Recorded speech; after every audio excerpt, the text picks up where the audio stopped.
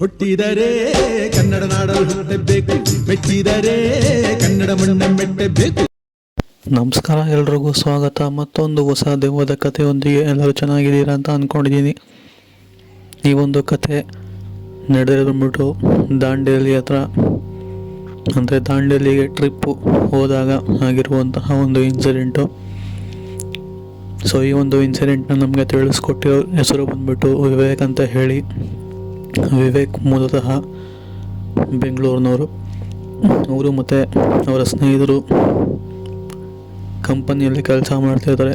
ಹೀಗೆ long break ಇದ್ದಂತಹ ಕಾರಣ ದಾಂಡೇಲಿಗೆ ಟ್ರಿಪ್ ಹೋಗಿ ಬರೋಣ ಅಂತ ಹೇಳಿ ಪ್ಲ್ಯಾನ್ ಮಾಡಿಕೊಂಡು ಎಲ್ಲರೂ ಕೂಡ ಅದೇ ಥರ ಬುಕ್ಕಿಂಗ್, ಅಂದರೆ ಈ ಒಂದು ಪ್ರೈವೇಟ್ ಬಸ್ ಬುಕ್ಕಿಂಗ್ ಮಾಡಿಕೊಂಡು ಇವರು ಮತ್ತು ಇವ್ರ ಜೊತೆ ಒಂದು 4ರಿಂದ 5 ಜನ ಇರ್ಬೋದೇನೋ, ಟೋಟಲ್ 6 ಜನ ಇವ್ರನ್ನ ಇನ್ಕ್ಲೂಡ್ ಮಾಡಿಕೊಂಡ್ರು ಅಂತ ಅಂದರೆ.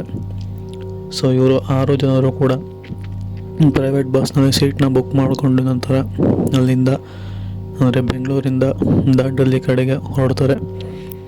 ಹಾಗೆ ದಾಂಡೇಲಿ, ಆ್ಯಕ್ಚುಲಿ ಅವ್ರು ಬೆಂಗಳೂರು ಬಿಡ್ಬೇಕಾದ್ರೆ ನೈಟ್ ಬಿಟ್ಟಿರೋವಂಥದ್ದು, ದಾಂಡೇಲಿ ಕೂಡ ರೀಚ್ ಆಗಿರ್ತಾರೆ. ರೀಚ್ ಆಗಿ ಅಲ್ಲೇ ರೂಮೆಲ್ಲ ಬುಕ್ ಮಾಡಿ ನಂತರ ಫ್ರೆಶ್ ಅಪ್ ಆಗಿ ಸೊ ಆಚೆ ಕಡೆಲ್ಲ ಸುತ್ತಾಡಿಕೊಂಡು ಪುನಃ ವಾಪಸ್ ಬರ್ತಾರೆ. ಅಂದರೆ ಇವರು ಹೋಗಿದ್ದು ಬಂದ್ಬಿಟ್ಟು ಸಪ್ರೇಟ್, ಅಂದರೆ ಪ್ರೈವೇಟಾಗಿ ಇವ್ರಿಗೆ ಇಷ್ಟ ಬಂದಿದ್ದ ಜಾಗಗಳು ಮಾತ್ರ ಸುತ್ತಬೋದು ಅಂತ ಹೇಳಿ. ಅಲ್ಲಿ ಯಾವುದೇ ಥರ ಗೈಡ್ ಆಗಿರ್ಬೋದು ಅಥವಾ ಏಜೆನ್ಸಿಗಳಾಗಿರ್ಬೋದು ಅದ್ರ ಸಪೋರ್ಟ್ನ ತೊಗೊಂಡು ಹೋಗಿರಲಿಲ್ಲ ಇವರು. ಇವರೇ ಪ್ರೈವೇಟಾಗಿ ಹೋಗ್ಬಿಟ್ಟು ಬರೋ ಥರ ಮಾಡಿಕೊಂಡು ಹೋಗಿದ್ದಂಥದ್ದು. ಸೊ ಅದೇ ಥರನೇ ಇವರು ಕೂಡ ಪ್ರೈವೇಟಾಗಿ ಹೋಗಿ ನಂತರ ದಾಂಡೇಲಿನ ಫಸ್ಟ್ ಡೇ ಫುಲ್ಲು ಎಕ್ಸ್ಪ್ಲೋರ್ ಮಾಡಿ ರೆಸ್ಟ್ ಮಾಡೋಕ್ಕೆ ಅಂತ ಹೇಳಿ ರೂಮ್ಗೆ ಬಂದು ಮಲ್ಕೊತಾರೆ. ಅದ್ರ ನೆಕ್ಸ್ಟ್ ಡೇ ಸೇಮ್ ಇನ್ನೊಂದು ಸ್ವಲ್ಪ ಜಾಗಗಳನ್ನ ಎಕ್ಸ್ಪ್ಲೋರ್ ಮಾಡೋಣ ಅಂತ ಹೇಳಿ ಹಾಗೆ ಹೋಗ್ತಾ ಒಂದು ಕಾಡು ಒಳಗಡೆ ಹೋಗ್ತಾರೆ.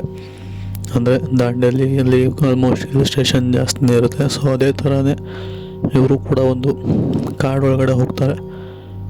ನಂತರ ಕಾಡು ಒಳಗಡೆ ಹೋಗಾದ್ಮೇಲೆ ಒಟ್ಟಿಗೆ ಹೋಗಿರ್ತಾರೆ ಕಾಡು ಒಳಗಡೆ. ಸೊ ನಂತರ ಬರಬೇಕಾದ್ರೆ ವಿವೇಕ್ ಮತ್ತು ಅವರ ಸ್ನೇಹಿತರು ಟೋಟಲ್ 6 ಜನ ಇದ್ರಲ್ಲ. ಸೊ ಅದರಲ್ಲಿ ಒಬ್ಬ ಮಿಸ್ಸಿಂಗ್ ಆಗಿರ್ತಾನೆ. ಅಂದರೆ ಎಲ್ಲರೂ ಕೂಡ ಜೊತೆಲೇ ಇರ್ತಾರೆ, ಬಟ್ ಅದು ಯಾವ ಮೂಮೆಂಟಲ್ಲಿ ಮಿಸ್ ಆದರು ಅಂತ ಗೊತ್ತಿಲ್ಲ. ಒಬ್ಬರು ಮಾತ್ರ ಮಿಸ್ ಆಗಿ ಮಿಕ್ದವರೆಲ್ಲರೂ ಕೂಡ ಕಾಡಿಂದ ಆಚೆಗಡೆ ಬರ್ತಾರೆ. ಸರಿ, ಟ್ರೆಕ್ಕಿಂಗ್ ಎಲ್ಲ ಮುಗೀತು, ಹೋಗಿ ಫ್ರೆಶ್ ಅಪ್ ಆಗೋಣ ಅಂತ ಹೇಳಿ ಹೋಗಿ ರೂಮಲ್ಲಿ ಫ್ರೆಶ್ ಅಪ್ ಆಗಿ ರೆಸ್ಟ್ ಮಾಡೋಣ ಅಂತ ಹೇಳಿ ಮಲಗಿರ್ತಾರೆ. ಸೊ ಅಲ್ಲಿವರು ಕೂಡ ಅವ್ರಿಗೆ ರೆಕಗ್ನೈಸ್ ಆಗಿರೋದಿಲ್ಲ, ಅವರ ಗ್ರೂಪಲ್ಲಿ ಒಬ್ಬ ಮಿಸ್ ಆಗಿದ್ದಾನೆ ಅಂತ ಹೇಳಿ. ಸೊ ಹೀಗೆ ಎಲ್ಲರೂ ಫ್ರೆಶ್ ಅಪ್ ಆಗಿ ಬಂದಮೇಲೆ ಅಲ್ಲಿ ಮಿಸ್ ಆದಂತಹ ವ್ಯಕ್ತಿ, ಸೊ ಅವನ್ನ ವಿಚಾರಿಸೋದಕ್ಕೆ ಶುರು ಮಾಡ್ತಾರೆ. ಒಬ್ಬರೇ ವಿಚಾರಿಸ್ತಾರೆ, ಎಲ್ಲಿ ಒಂದು ಕಾಣಿಸ್ಕೊಂಡ, ಎಲ್ಲ ಬಂದೆ ಇಲ್ಲ ಅಂತೇಳಿ ಅವ್ರಿಗೆ ಅವಾಗ ರೆಕಗ್ನೈಸ್ ಆಗುತ್ತೆ. ಮತ್ತು ಅವ್ರು ಯಾವ ಕಾಡೊಳಗಡೆ ಹೋಗಿದ್ರಲ್ಲ, ಸೊ ಅದೇ ಕಾಡೊಳಗನೆ ಹುಡ್ಕೋದಕ್ಕೆ ಅಂತ ಹೋಗ್ತಾರೆ. ಬಟ್ ಅವರು ಎಲ್ಲೂ ಕೂಡ ಸಿಗೋದಿಲ್ಲ. ಅದಾದಮೇಲೆ ಹಾಗೆ ಒಂದು ಸ್ವಲ್ಪ ದೂರ ಒಳಗಡೆ ನಡ್ಕೊಂಡು ಹೋಗಾದ್ಮೇಲೆ ಒಂದು ಮರದ ಹತ್ರ ಆ ಮಿಸ್ ಆದಂತಹ ವ್ಯಕ್ತಿ ಕೂತಿರ್ತಾನೆ. ಸೊ ಒಂದು ಸ್ವಲ್ಪ ಪ್ರಜ್ಞೆ ಕೂಡ ಇರೋದಿಲ್ಲ. ನಂತರ ಅವ್ರನ್ನ ಎಬ್ಬರಿಸ್ಬಿಟ್ಟು ಅಲ್ಲಿಂದ ರೂಮ್ಗೆ ಕರ್ಕೊಂಬರ್ತಾರೆ. ಕರ್ಕೊಂಬಂದಾದ್ಮೇಲೆ ಅವ್ರಿಗೆ ಯಾವ ಥರ ಪ್ರಜ್ಞೆ ತಪ್ಪಿದ್ರು, ಏನಾಯಿತು ಅಂತೆಲ್ಲ ವಿಚಾರಿಸೋದಕ್ಕೆ ಶುರು ಮಾಡ್ತಾರೆ. ಆದರೆ ಆ ಒಂದು ವ್ಯಕ್ತಿಗೆ ಏನಾಯಿತು ಅಂತ ಗೊತ್ತಿರೋದಿಲ್ಲ. ಸರಿ ಅಂತ ಹೇಳಿ ಅವನಿಗೂ ಫ್ರೆಶ್ ಅಪ್ ಆಗೋದಕ್ಕೆ ಅಂತ ಹೇಳಿ ರೂಮ್ಗೆ, ಅಂದರೆ ಬಾತ್ರೂಮ್ಗೆ ಕಳಿಸ್ತಾರೆ. ಸೊ ಆ ವ್ಯಕ್ತಿ ಬಾತ್ರೂಮ್ಗೆ ಹೋಗಿ ನೋಡಿದಾಗ ಕತ್ತ ಹತ್ರ ಯಾರೋ ಪರಚಿದ ರೀತಿಯಲ್ಲಿ ಇತ್ತು. ಹಾಗೆ ಬೆನ್ನ ಹತ್ರನೂ ಕೂಡ ಯಾರೋ ಪರಚಿರೋ ರೀತಿಯಲ್ಲಿ ಇತ್ತು.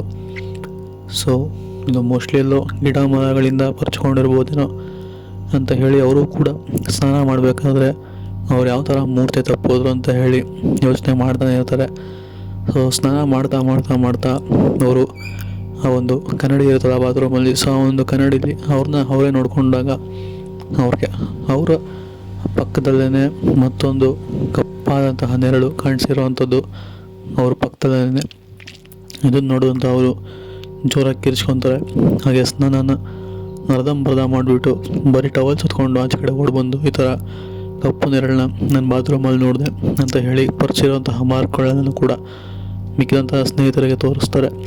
ಇದಾದಮೇಲೆ ಕೆಳಗಡೆ ಬಂದು ಆ ರೂಮ್ ಅವರೆಲ್ಲ ಮಾತಾಡಿದಾಗ ಅವ್ರು ಹೇಳುವಂಥದ್ದೇ, ಆ ಕಾಡೊಳಗಡೆ ನೀವು ಹೋಗಿದ್ದೆ ತಪ್ಪಾಯಿತು, ಅದರಲ್ಲೂ ಕೂಡ ಇವರು ಮಿಸ್ ಆಗಿದ್ದಾರೆ ಅಂತ ಹೇಳ್ತೀರಾ. ಇವರು ಅದೇನು ದಾಟಿದ್ರು ಅಥವಾ ಏನಾಗಿದೆಯೋ ಗೊತ್ತಿಲ್ಲ. ಇವರು ಮಾಡಿರುವಂತಹ ಒಂದು ಗೊತ್ತಿಲ್ಲದೇನೋ ಆಗಿರುವಂತಹ ಒಂದು ತಪ್ಪಿಂದನೇ ಈ ಥರ ಎಲ್ಲ ಆಗ್ತಿರೋವಂಥದ್ದು. ಇದಕ್ಕೆ ಏನೂ ಇಲ್ಲ. ಪುನಃ ನೀವು ಇವನ್ನ ಅದೇ ಜಾಗ ಕರ್ಕೊಂಡೋಗಿ ಇವರು ಯಾವ ಬಟ್ಟೆ ಹಾಕ್ಕೊಂಡು ಹೋಗಿದ್ದಲ್ಲ, ಸೊ ಅದೇ ಬಟ್ಟೆನ ಅಲ್ಲೇ ಸುಟ್ಟಾಕ್ಬಿಟ್ಟು ಬನ್ನಿ ಅಂತ ಹೇಳಿರುವಂಥದ್ದು. ನಂತರ ಅವರೆಲ್ಲರೂ ಕೂಡ ಹೋಗಿ ಅವರು ಹಾಕ್ಕೊಂಡಿದ್ದಂತಹ ಬಟ್ಟೆನ ಅಲ್ಲೋಗಿ ಸುಟ್ಟಾಕ್ಬಿಟ್ಟು ನಂತರ ಅಲ್ಲಿದ್ದಂತಹ ಬೂದಿನ ತಗೊಂಡು ಇವರು ಕಾಲು ಹಿಂಡಿಗೆ ಹಚ್ಕೊಂಡು, ಅಂದರೆ ಅಲ್ಲೊಬ್ಬ ವ್ಯಕ್ತಿ ಮೂಸೆ ತಬ್ಬಿದ್ದೀನಲ್ಲ, ಸೊ ಅವನ ಕಾಲು ಹಿಂಡಿಗೆ ಹಚ್ಬಿಟ್ಟು ಅಲ್ಲಿಂದ ವಾಪಸ್ ಅವನ್ನ ಕರ್ಕೊಂಬಂದು ಅಲ್ಲಿಂದ ಬೆಂಗಳೂರಿಗೆ ಬಂದಿರುವಂಥದ್ದು. ಸೊ ಇದು ಆ್ಯಕ್ಚುಲಿ ನಡೆದಿರುವಂತಹ ಒಂದು ಸತ್ಯ ಇನ್ಸಿಡೆಂಟು. ಸೊ ಕತೆ ಹೇಗಿತ್ತು ಅಂತ ಹೇಳಿ ಕಾಮೆಂಟ್ ಮಾಡಿ ತಿಳಿಸ್ಕೊಡಿ. ಹಾಗೆ ವಿಡಿಯೋ ಇಷ್ಟ ಆಗಿದ್ರೆ ಒಂದು ಲೈಕ್ ಮಾಡ್ಕೊಳ್ಳಿ. ನಮ್ಮ ಚಾನಲ್ನ ಸಬ್ಸ್ಕ್ರೈಬ್ ಆಗಿಲ್ಲ ಅಂತ ಅಂದರೆ ಈ ಕೂಡಲೇ ಸಬ್ಸ್ಕ್ರೈಬ್ ಕೂಡ ಮಾಡ್ಕೊಳ್ಳಿ. ಸಿಗೋಣ ಮತ್ತೊಂದು ಹೊಸ ದೇವದ ಕಥೆಯೊಂದಿಗೆ. ಅಲ್ಲಿವರೆಗೂ ನೀವು ಟೇಕ್ ಕೇರ್, ಗುಡ್ ಬೈ.